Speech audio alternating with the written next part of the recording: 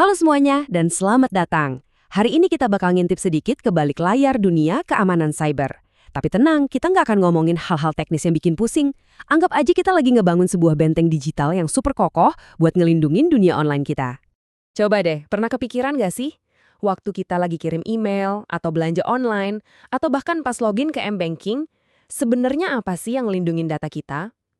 Ada banyak banget lapisan pertahanan yang kerja diam-diam di belakang layar. Nah, apa aja tuh? Jawabannya itu, wah, bukan cuma satu hal. Ini tuh kayak ngebangun benteng zaman dulu yang megah banget. Kan nggak mungkin cuma bikin satu tembok kan? Pasti ada paritnya, menara pengawas, gerbang yang super kuat, plus penjaga yang selalu siaga. Nah, di dunia digital, prinsipnya persis sama. Oke, kita mulai dari bagian yang paling krusial, gerbang utamanya. Setiap benteng kan harus punya aturan, siapa yang boleh masuk dan siapa yang enggak. Nah, di dunia siber, ini namanya kontrol akses. Intinya sih simpel banget, kita cuma mau mastiin orang yang benar yang bisa ngakses informasi yang benar. Persis kayak penjaga gerbang yang ngecek identitas setiap orang yang mau masuk ke dalam benteng.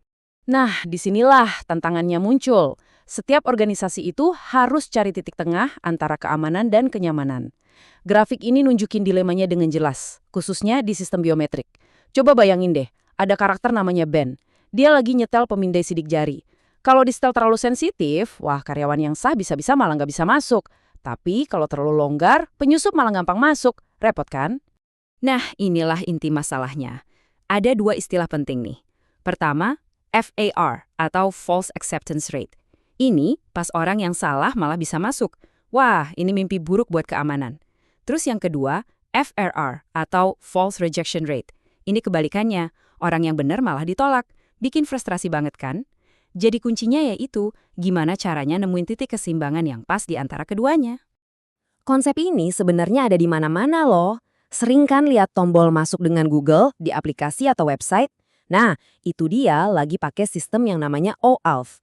Gampangnya gini, kita tuh kayak ngizinin Google bilang ke aplikasi itu, ini orang beneran kok, saya jamin, tanpa kita harus ngasih password utama kita ke aplikasi baru itu. Ini ibaratnya kita ngizinin tamu masuk lewat gerbang yang dijaga, bukan ngasih dia kunci seluruh benteng kita. Jauh lebih aman kan? Oke, gerbang udah aman, sekarang saatnya kita bangun struktur di dalam bentengnya. Dan yang paling penting, pembangunannya harus aman dari awal banget. Dulu, cara tradisional buat bikin software itu pakai yang namanya model air terjun atau waterfall. Ini tuh pendekatannya lurus banget, sangat terstruktur. Setiap tahap harus beres dulu sebelum bisa lanjut ke tahap berikutnya. Mirip banget kayak ngikutin cetak biru arsitek, harus teliti dan urut. Jadi prosesnya tuh bener-bener ngalir ke bawah kayak air terjun. Mulai dari nentuin syaratnya apa, terus dianalisis dan didesain, baru deh masuk ke coding dan testing. Kalau semua udah oke, baru sistemnya dijalankan. Tiap langkah harus selesai total baru bisa lanjut. Emang sih metodis banget, tapi ya itu, bisa jadi lambat dan kaku banget kalau tiba-tiba ada perubahan di tengah jalan. Nah, sekarang ada pendekatan yang lebih modern, namanya DevOps. Ceritanya ada karakter namanya Harold. Di perusahaannya, tim developer alias pembangun dan tim operations alias penjaga itu saling lempar-lemparan tanggung jawab, saling nyalahin. DevOps ini solusinya. Ini bukan cuma soal alat, tapi perubahan budaya. Jadi, si pembangun dan penjaga ini kerja bareng dari awal sampai akhir buat ngebangun dan ngerawat bentengnya sama-sama. Hasilnya, jelas lebih cepat dan yang pasti, lebih aman. Oke, benteng kita udah berdiri, gerbangnya juga aman, terus apa lagi? Sekarang kita harus selalu waspada sama penyusup. Dan ini bukan cuma soal pasang pertahanan pasif aja loh, kita juga harus aktif mendeteksi, bahkan ngejebak musuh kita. Salah satu cara paling cerdas itu namanya honeynet. Coba bayangin, kita sengaja ngebangun satu desa palsu di luar benteng utama kita. Desa ini dibuat mirip banget sama aslinya. Nah, para penyerang ini ngira mereka udah berhasil masuk.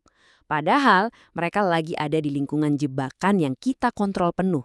Disitulah kita bisa pelajarin semua gerakan mereka, teknik mereka tanpa membahayakan benteng kita yang asli. Keren kan?